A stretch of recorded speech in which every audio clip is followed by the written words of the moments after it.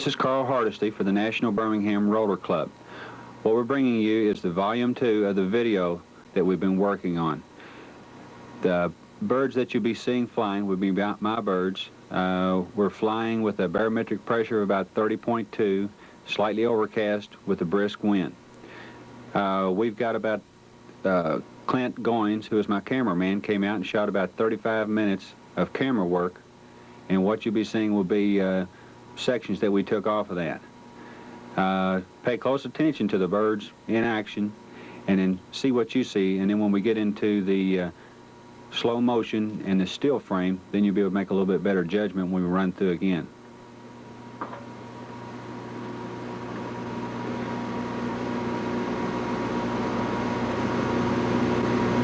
Again, like I say, we shot 35 minutes and then we went through and we cut out certain areas.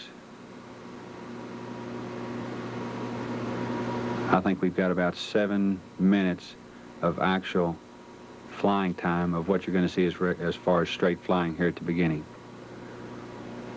One thing you might also consider the visual effect as far as what you see on the picture screen in comparison to what you would see with the naked eye. What you would stand out in your backyard and watch would be better because the camera, as it would with binoculars, brings the birds up closer and gives you a more realistic view of what is really going on. Such things like wings going transparent, things that you would see yourself on extremely high velocity spinners, you won't see on a camera or binoculars. This would be my opinion of that. We were not able to do any extremely good high-speed camera work. Channel 2 did not have those facilities. Those facilities are expensive. They're hard to come by. The NBRC did not have the funds to sponsor that. But what we have, we feel like it's the best available with the equipment that we have. We feel like Channel 2 did a good job with it. One thing that also I would like to note, I think in anyone's kit of birds, I think you'll find some off spins. I think you'll find some a certain number of the birds tumbling. These may also be the same birds that cut the high velocity spin. What I'm saying is I just don't think that it's realistic to believe that any particular roller, spin after spin, does that high level that we're all hoping that they would.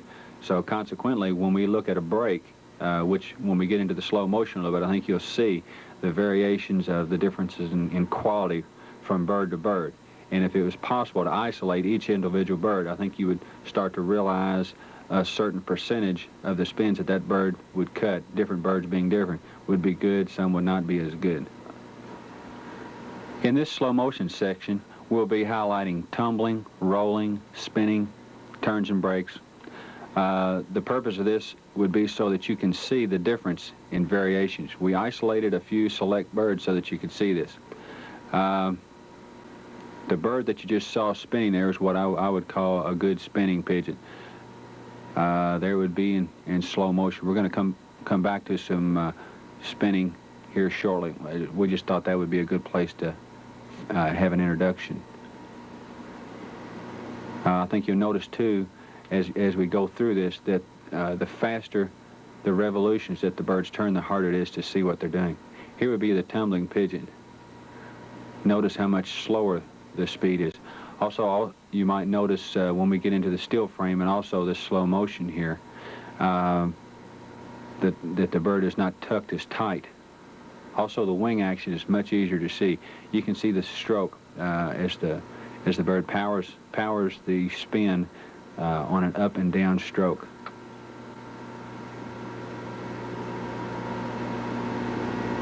There's a small tumble even before the one that did the long tumbling.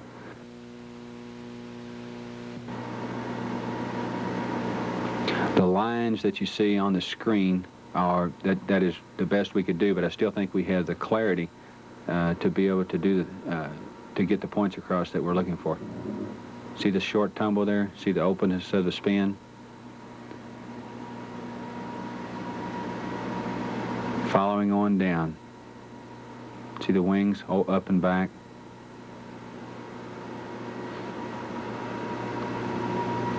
Little special effects here. You've never seen them roll backwards.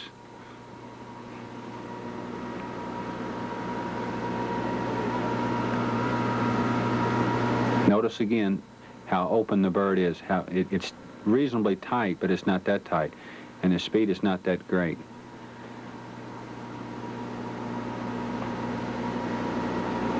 Now a little still frame. See the two spots?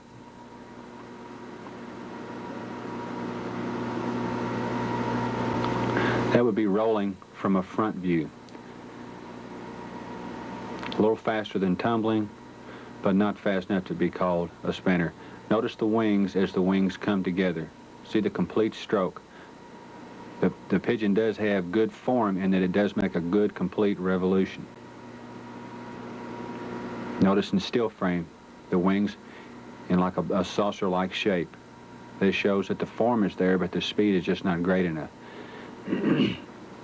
I would say the reasoning behind this would be the tightness of the roll and the power of the stroke. There's rolling from a side view. Notice that the speed is not as great, but notice how much tighter this pigeon is than the one that was only tumbling. And notice it is maybe a little harder to see the visual effect and how much faster in slow motion it goes through the motion.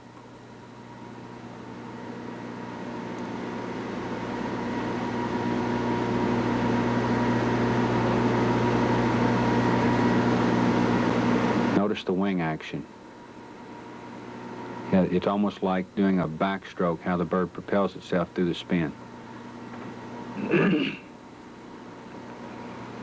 In the still frame, notice the tightness of the roll, how much tighter it is than what it was with the tumbling. There you see the neck and the tail.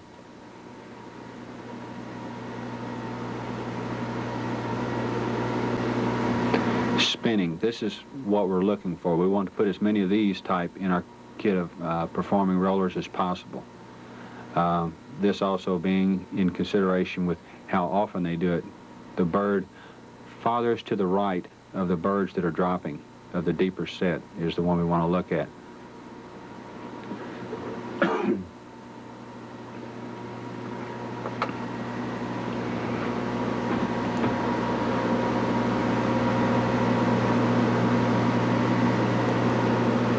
Notice how much tighter this pigeon is than the other two before. The one that the first one to drop on the right-hand side.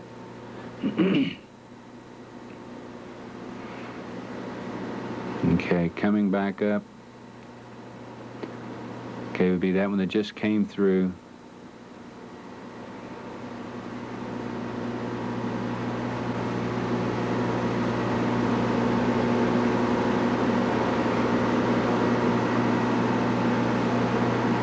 Look at the tightness in the roll and still frame, extreme tightness. It would be the third bird up in height. Third over from the right. Extreme tightness in the roll. I would say this bird would not very likely throw the hole because of the tightness. Look at the tightness there. There's maybe a little more open, but still the tightness.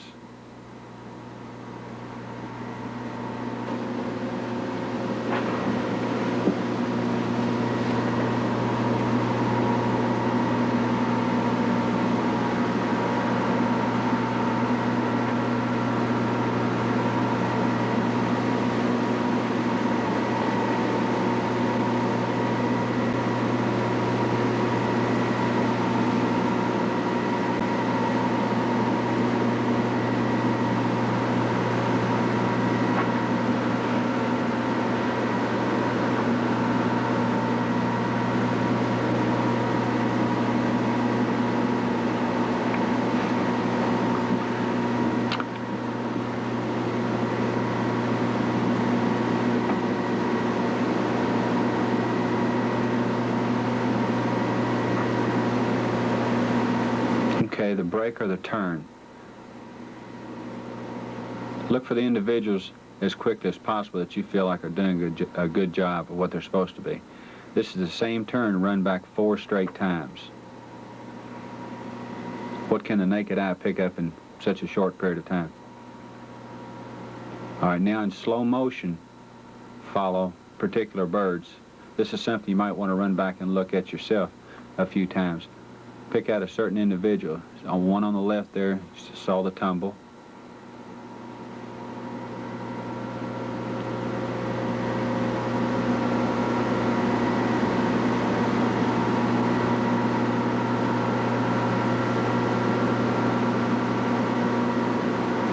tumble at the top of the screen. Okay, as the brake starts to take place, notice the lower birds. The one on the far left seems to have good form. The one on the far right of your screen now seems to have good form. Okay, as they come out of the roll, the braking action. All right, coming back in. Clint, our cameraman, did a good job of zooming in right there for us.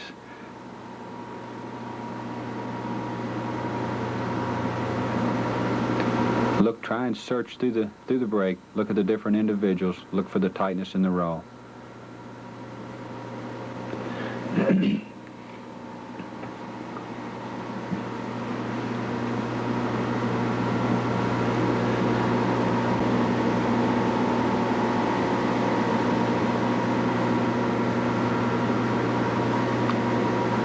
There would be a still frame. It's hard to tell a lot from that right there, other than just a few individuals in there.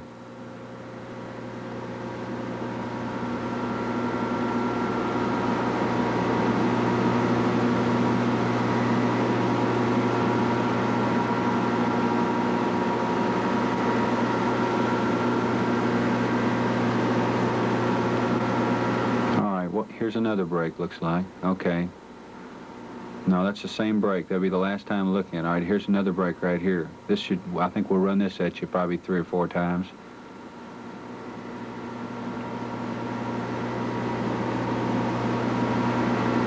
Look for the tighter, faster birds, and also look for the ones that are not as fast.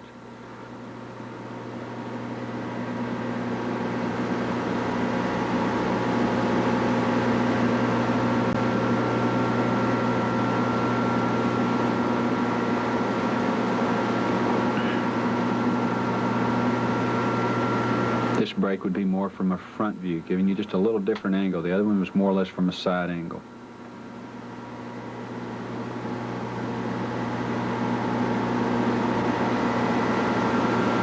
This would be your slow motion. Notice the lead bird coming down, how complete the wings are, how the wings tip at the top. It's out of the roll. The others are coming down. Pick out individuals and notice the wing action and just see how the form is. You can't really tell as much about tightness from this angle as you can from the side, but you can pick up wing action. Okay, now we've gone through the birds flying, we've gone through tumbling, rolling, spinning, brakes and turns. Now we want to go right back through all of the same again. Okay, what you're seeing is the same thing again. Now take a different perspective as far as how you look at the birds, like the one tumbling off to the left right there, the spin there, the high speed on the right. Try and look, there's a good tight spin on the left.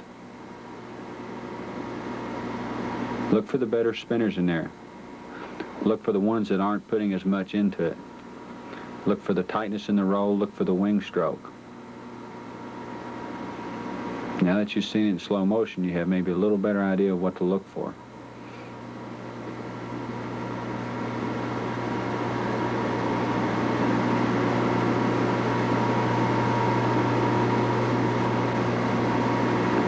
I think sometimes, too, on windy days, the wind tends to take the birds out of balance. There's a good tight spin, a good deep spin.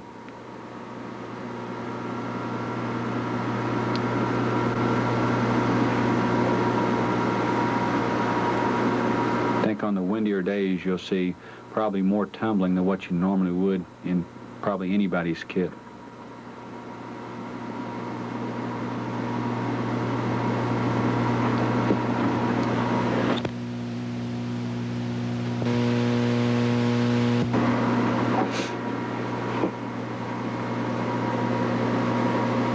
Good brake.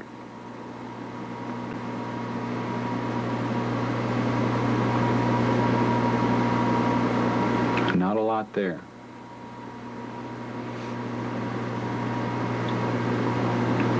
If you really want to make a good judgment of your own kit, the best thing you could do would be to get a VCR camera and film them and watch them also watch them fly a little while, film them a little while to get a perspective as far as what you're seeing with the naked eye and then what they actually are doing according to the camera. You play it back, I think you'll soon realize the difference. It's a good tight roll.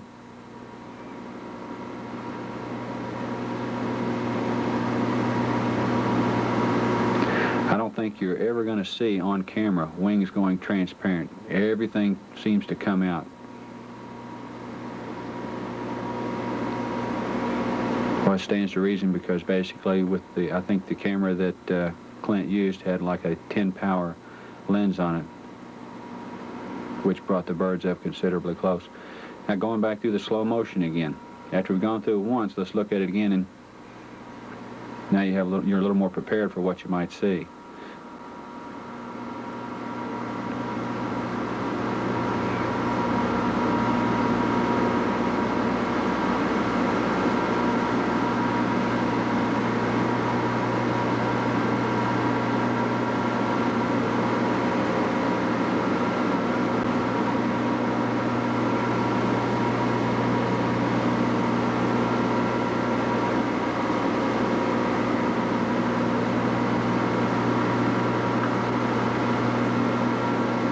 Tumbling.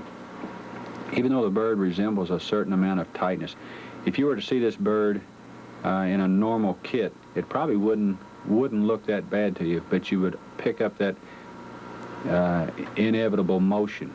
A good, smooth, spinning pigeon doesn't really show motion. It looks very fluid.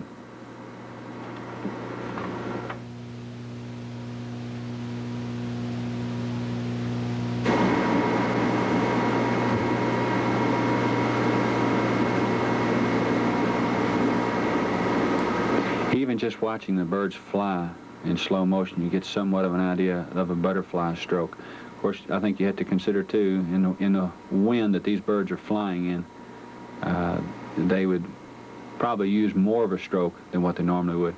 There's a real good example on the tumbling. This is the second time we've seen it.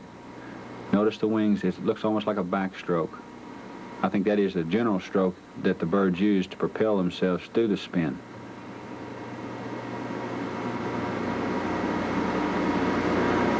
I think you'll notice too that the wings spend very little time over the opening area.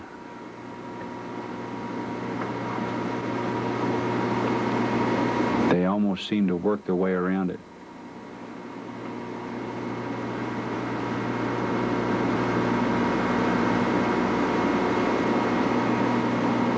Notice the tightness.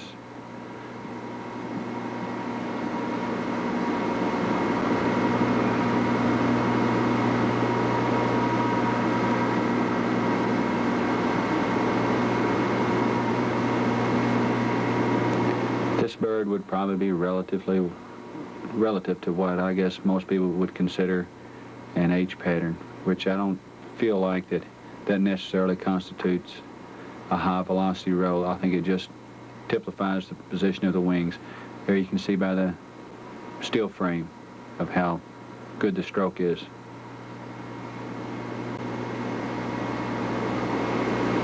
Here's rolling again from a side view. Notice the tuck is tighter than on the tumbling. It's faster. Still the wings, you notice the wings seem to be in like a backstroke motion as they seem to push the bird through the roll. This is something that I don't think any of us have really ever looked at that closely. Might fuel some thought as to the ideas of what the primaries and secondaries have to do with the power stroke, how it would apply. There's still frame.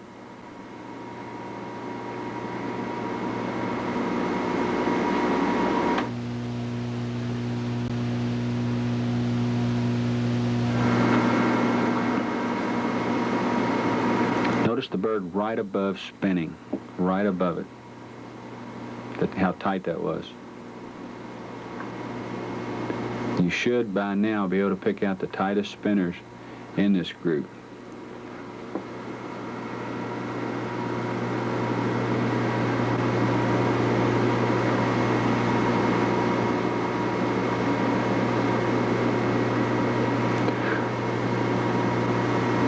The bird on the far right now is out of a hen that I called Snowball. And the reason I called her Snowball is because she would ball up in such a tight ball that she wouldn't show anything that would resemble a donut or a hole. That's the 823 hen. She's much like her mother. She spins tight.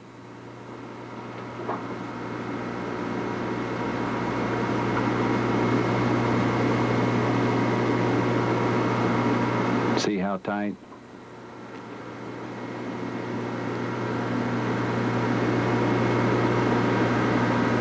Be the third bird to the right on the lower three.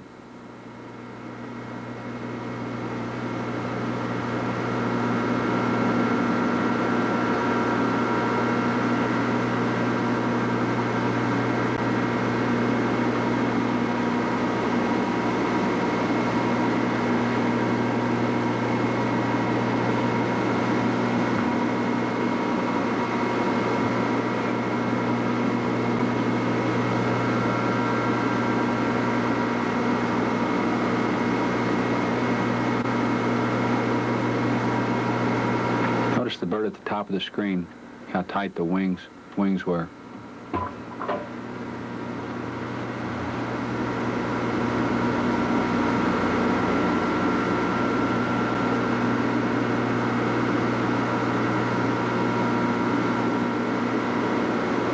Sometimes it's hard to tell exactly what they're doing. Notice the tightness of the bird at the top of the screen.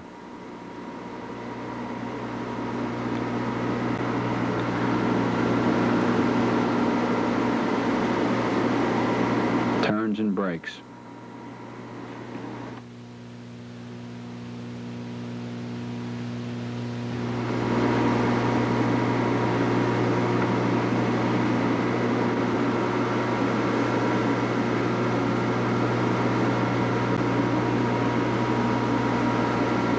This is something you could play back several different times, trying to pick up a different individual each time and try and follow it through. This is a thing that gets lost, I think, in turn scoring, is just how many are tumbling, how many are rolling, how many are spinning. It's really hard to judge. I'm not sure there is any really good way to score a kid of birds. I think the experienced fancier just basically can tell.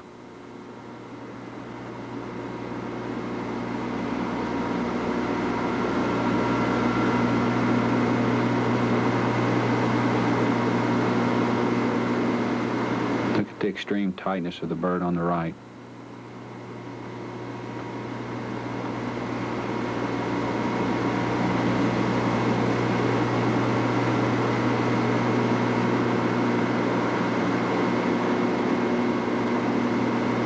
It seems as though that the birds, as they roll, or at least that one anyway, seems like the bird balls up tighter at different points.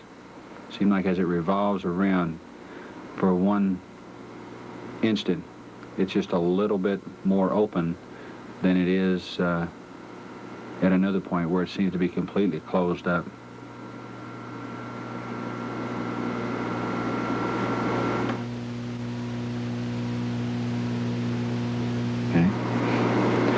Would be a good still frame shot. Notice the remainder of the kit that was not involved in the break, and then the ones that did fall together. Some of those may have been short spinners in the break. I can't really remember. Some of the birds are in a position to where you really can't tell a lot. It's hard to say. Notice the one that tumbled off to the left before the break even started. Okay, I think this is our front view again.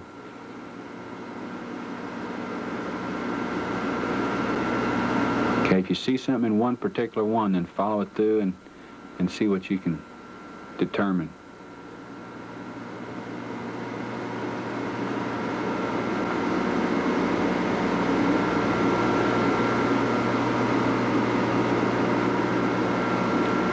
last time you see it, don't follow the first bird. Follow some of the latter birds. Don't follow the first one. Stay with the main kit.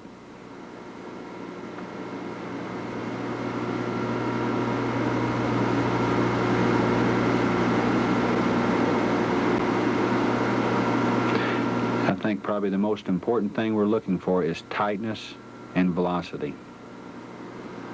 And of course style. Without it you don't have either. Okay, now that we've seen the edited editions of slow motion, still frame, the birds in flight, so forth, let's now take a look at the birds on the ground and get a little better look of what type typifies the better spinners. We can take some of the birds out of this kit, maybe a couple of the birds out of the breeding pen, and just get a closer look.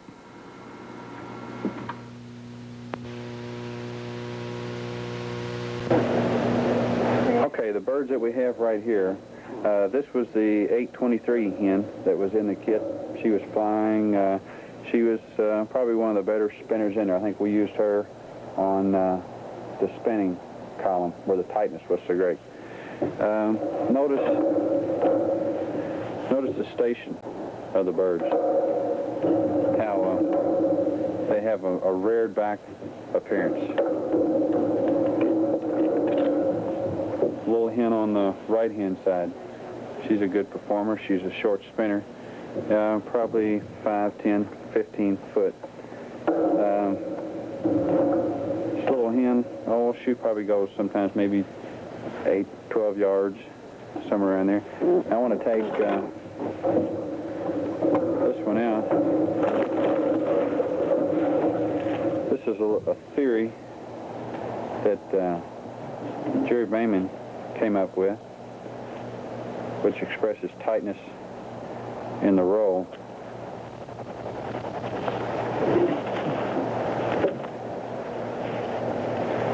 Which shows that the bird has the ability to roll up into the tightest of ball possible. Something I look for extremely in the birds is a tightness in tail. I think that's one of the key things. I think it really helps the birds to draw up into a tight ball. Also the narrowness of the tail, how tight it stays, whether it flares or not. A good apple body. I brought an apple out here. Notice the curvature of the apple. I think that's basically what we're looking for in our rollers. Just that good round body. I wouldn't call this bird exactly short, but I wouldn't call it long. Wing, there would be the wing, plenty of wing. Notice the narrower primaries for good ventilation, and which enables the stroke to be a little faster, more powerful. But ample secondaries to give a good butterfly flight. If these secondaries get too narrow, I think what you end up with is birds that fly too fast, which is not conducive to good rolling.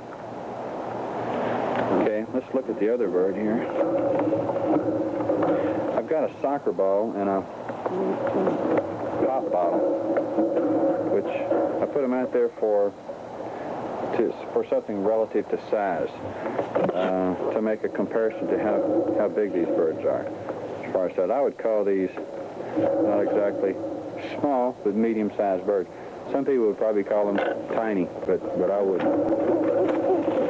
These are about 7.5 to 8 ounce pigeons. Here again, the nice apple body. Notice the well-muscled chest section. The keel runs back, right back to the vent. These are both hens. Runs right back. Most of the good, strong wing butts. Nice, slick feather. Most of the good, tight tail. Again, no trouble for that bird to ball up.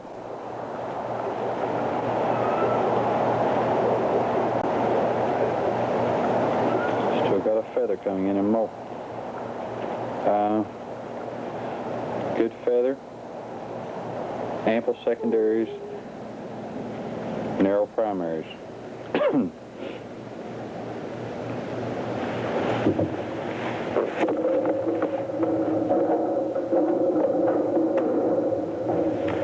Notice the station, how the birds have a pushed back look, as if up on their toes, leaning back to a certain extent.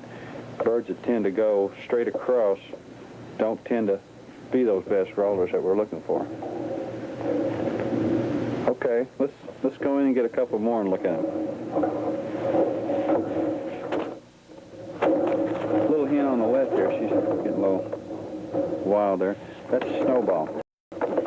When I was flying her, she would roll up into a really nice tight ball, just no hole visible. The tightness was just shrunk into near nothingness. Let's see.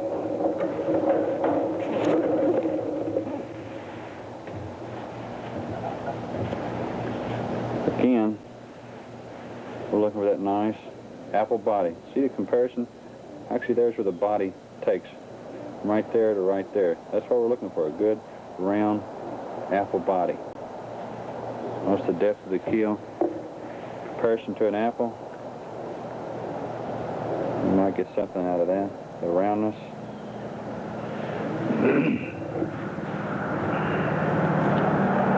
Slickness of feather. Size. She was probably one of the better ones that I've raised. Good wing, good secondary. Adequate ventilation in the primaries.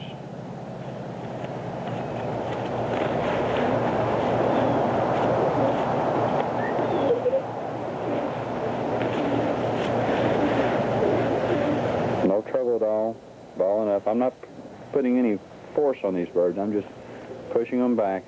No problem. That's Snowball. This is a hen in probably a little better flying condition. Snowball's been put up for a while. It's a little hen that has been in my kit for the biggest part of this year. In my holdover kit, that is. Good 10, 15 foot spinner. Snowball would go sometimes 40 foot. Notice the station, the shortness, a little bronze in the wing. I think that's nice.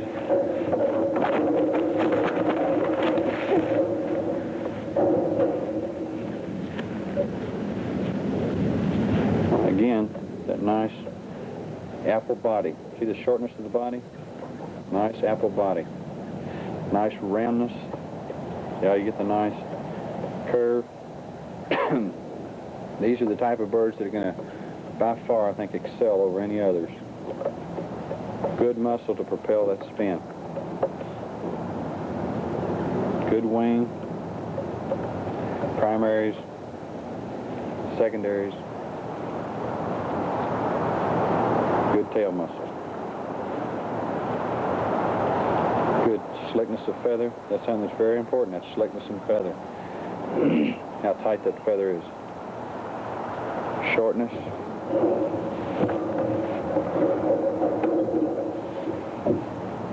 Notice, compare this bird here to the size of the soccer ball and the Coke ball.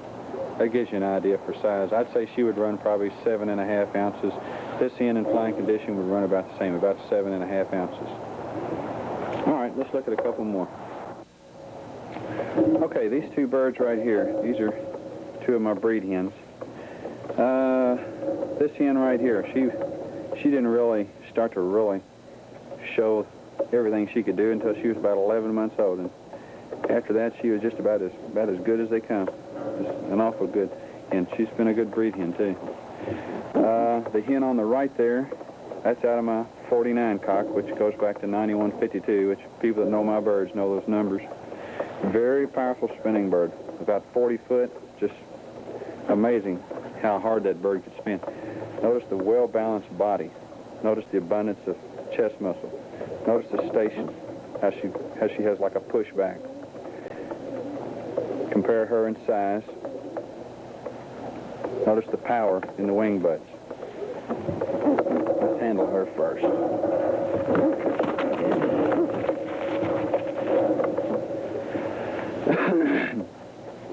When we're talking about apple body, that to me is just exactly what you want.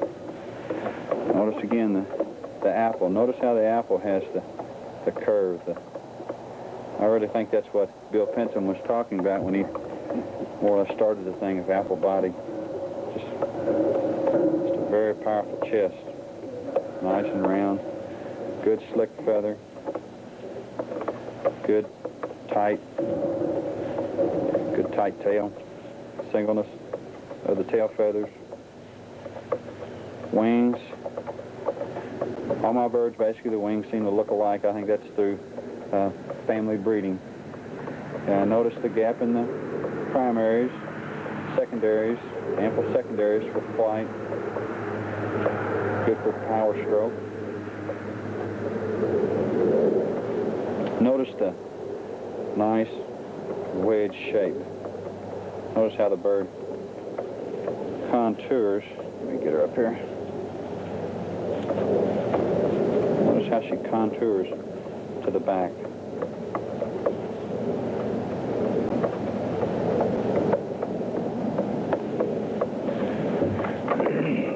Notice she's got a nice, calm approach to herself.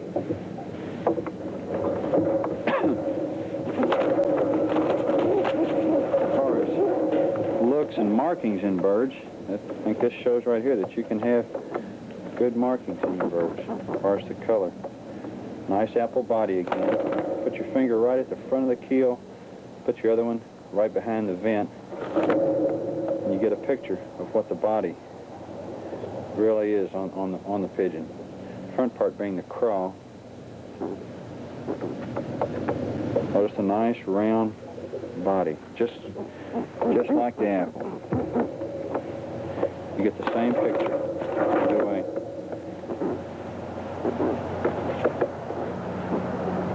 Basically the same wing as the other birds. Just a slight gap in the primaries. Notice that how the feather narrows just a little bit right there towards the end. Just a slight narrowing.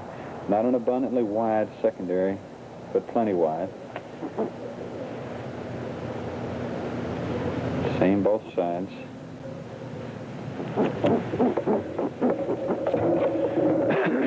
Notice the station on both those birds.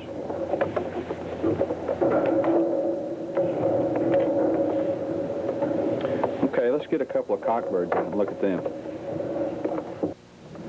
Okay, the last two hens that I had out here, the little white-side hen that I had right over here, when I put her back in the cage, I noticed she's a daughter out of the hen that I was talking about. Both of them were equally good. These are two of my older breed cocks. They've been in the breeding pen for a few years. That's my 49 cock.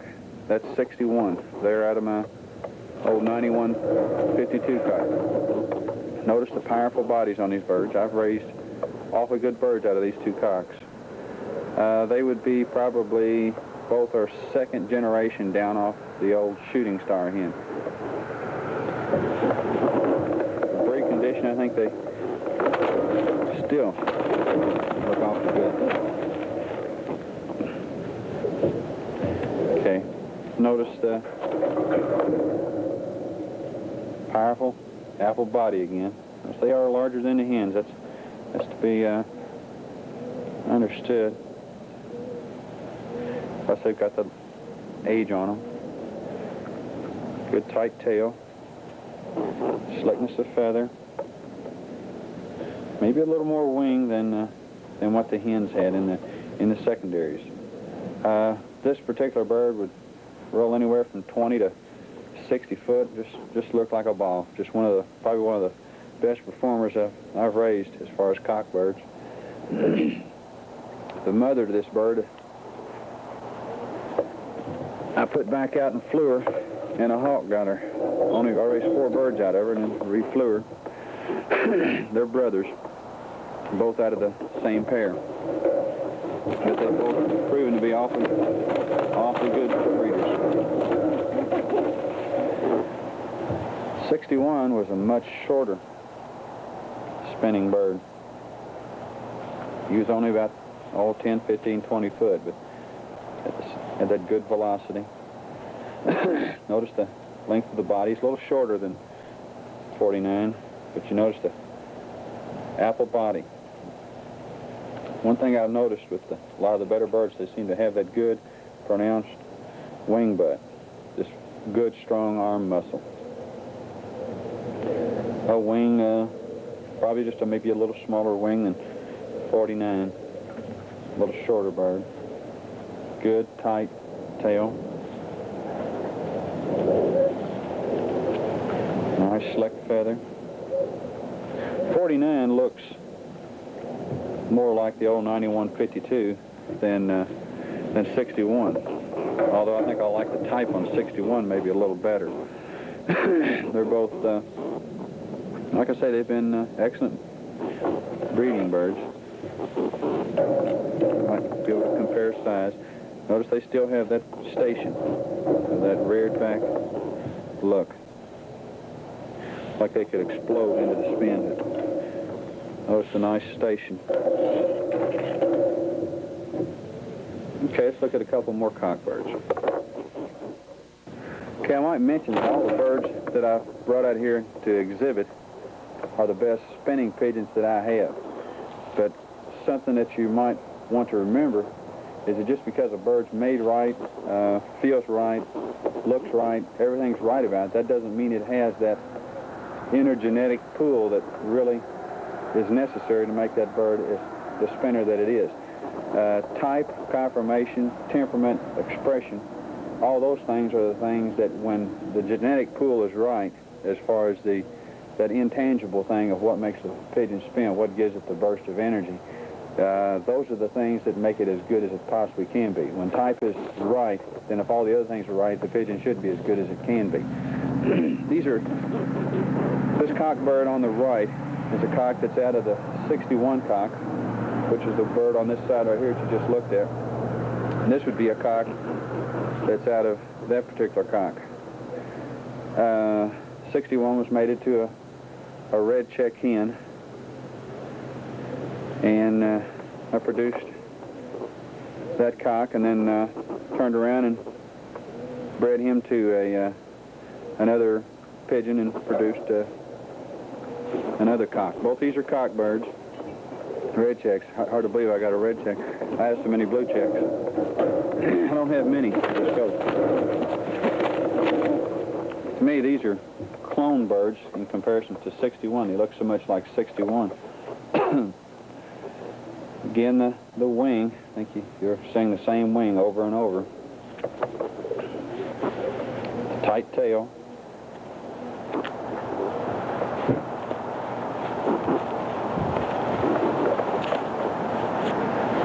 Birds are strong winged. They can fight you. Weak-winged birds just don't have that ability to spin. They can ball it up to nothing. He was about a 40-foot spinner. When I say 40 foot, I'm talking about the deepest depth that they would spin. I just don't hardly ever raise any pigeons that won't spin multiple depths. Some of them will not spin as short as others, but for the most part, they'll spin different depths, and I think that's very important. Good apple body. See around this? See how the keel breaks back into the vent? On my particular family of birds, and I'm not saying this is particularly better or what, but I like it that way, the keel does run right back into the vent. There's virtually no gap whatsoever. It lays right on top of the vent. Notice how the good round body. Good strong wing butts. Notice the thickness.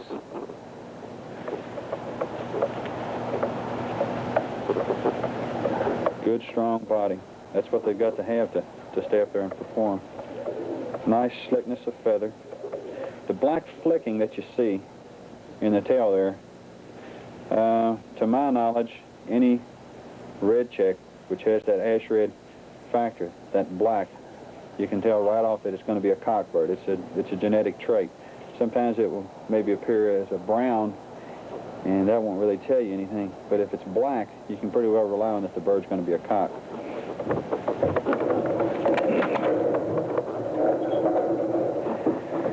This would be the son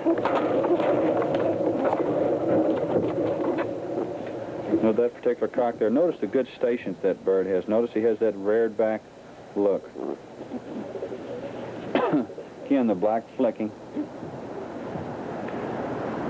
Basically the same wing. We keep looking at the same thing. I think that's attributed to the breeding program. Weeding out what you don't want and keeping what you do want. Nice round apple body.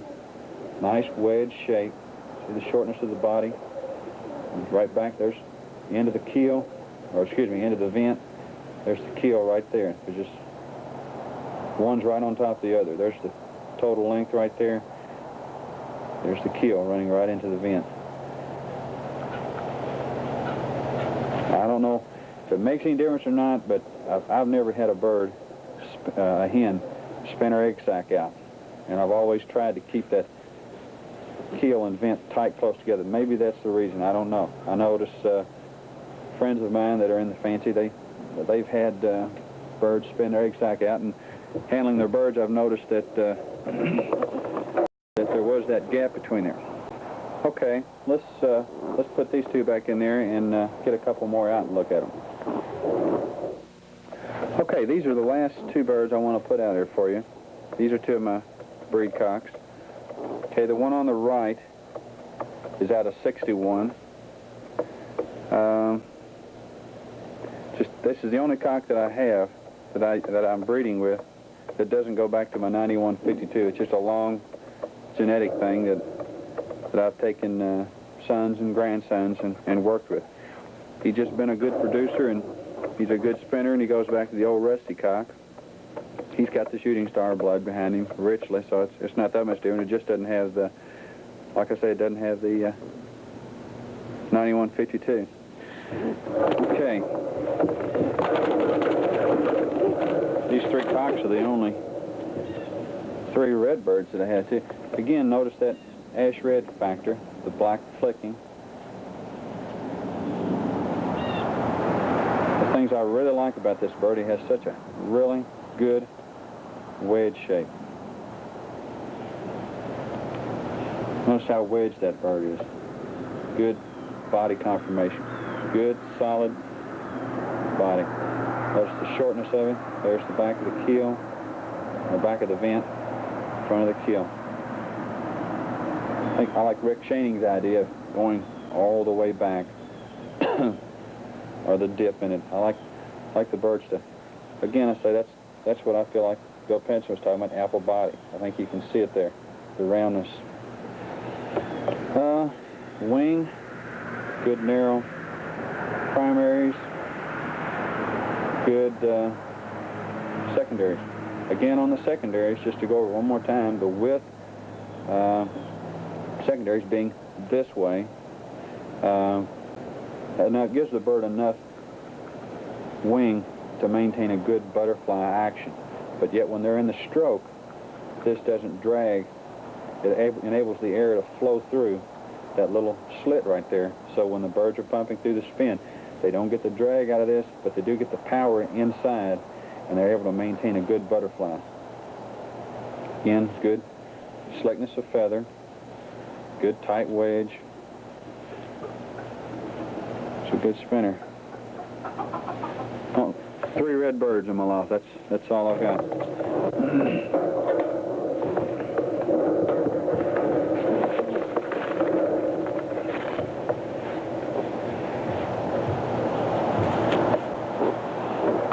Nice wedge shape. At the same distance, keel and vent. Nice curve down through there. Nice round apple body. Maybe you're starting to get the picture of what we're talking about on the apple body. You can see it right there. Nice wing. Maybe a little larger than what I would like, but a fine spinner, and what more can you say? Good slick feather, good strong wing butts.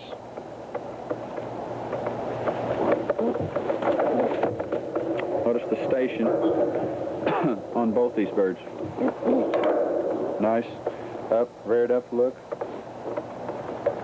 think that's important. Notice how he's got that up station.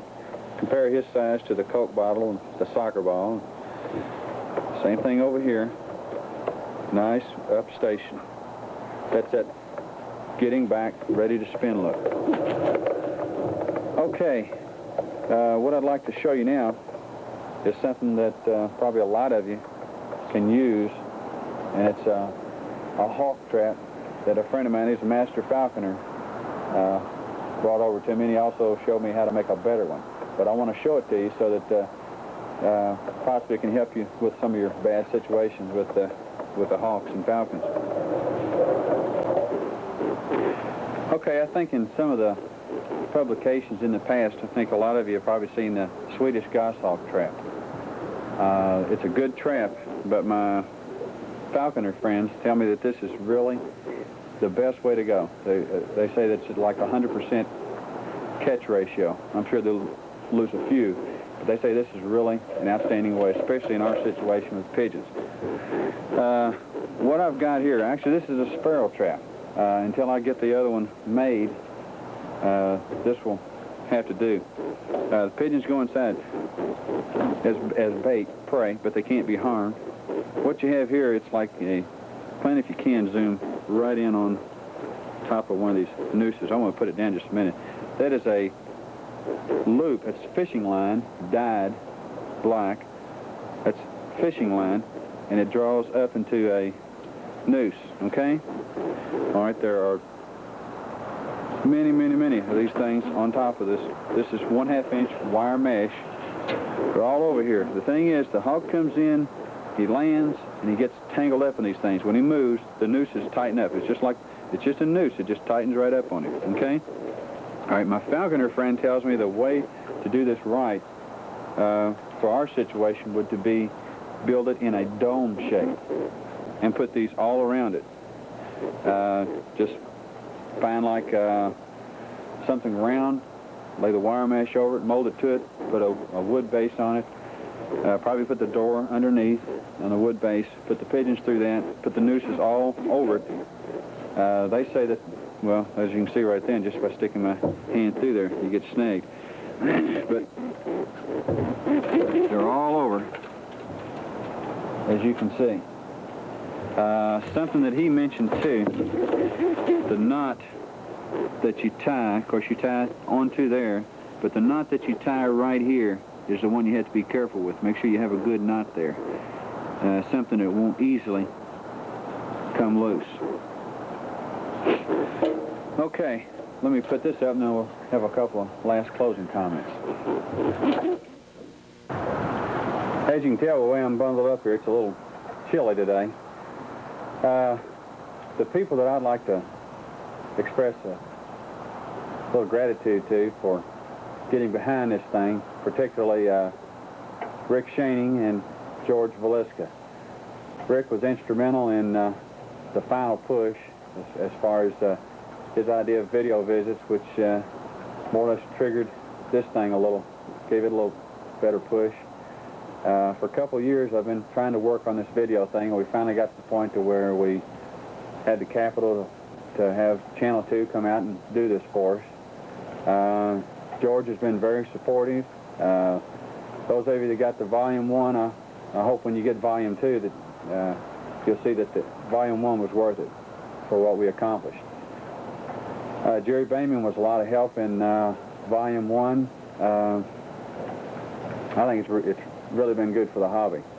A few last things that maybe we talked about in Volume 1 that might go back over just a little bit, like as far as families and so forth. The things I've tried to show you are what I feel like are relative to my family of rollers. As far as your own birds are concerned, maybe those things that I've shown you will help you somewhat. Maybe they won't. Maybe your family's different. I think basically the principles of rollers, it stays the same primarily from family to family. I think the biggest thing you can do is put a hard mind towards quality, try not to accept less than quality, and strive towards that. I guess that's it.